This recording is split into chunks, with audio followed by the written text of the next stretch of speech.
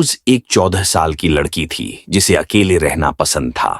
उसने अपना अधिकांश समय एक पुराने रंगीन इमारत में बिताया जो दुनिया से उसकी छिपी हुई जगह थी।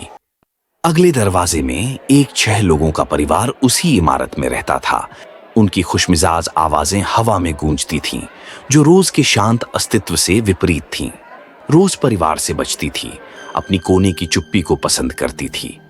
परिवार का कोई मतलब नहीं है, उसने बड़बड़ाया। एक दिन हवा ठंडी हो गई। एक छाया इमारत के माध्यम से बह गई, फटे हुए वस्त्रों में एक नन रोज की ओर बढ़ी। उसकी मुस्कान भयानक थी। जैसे ही नन ने रोज के कमरे के दरवाजे को छुआ, रंगीन दीवारें काली हो गईं। हवा भारी थी, हंसी गायब हो गई और इमारत भयानक हो गई। तुम्हें अकेले नहीं होना चाहिए, नन ने कहा। उसकी आवाज चीख की तरह गूंज रही थी।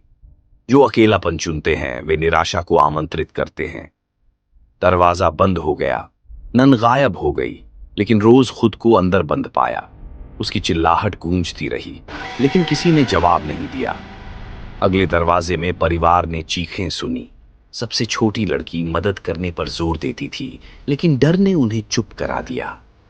अपने परिवार को गले लगाओ या हमेशा के लिए अकेलापन अपनाओ, नन की आवाज अंधेरे में फुसफुसाई। रोज ने अपनी गलती को महसूस करते हुए रोना शुरू कर दिया। रोज ने माफी की भीख मांगी। उस दिन के बाद से रोज ने परिवार के साथ शामिल हो गई। उसने हंसा, खेला और कभी अकेला महसूस नहीं किया। अकेले मत रहो, अपने परिवार को गले लगाओ और प्रेम को अपने चारों ओर बिछाने दो।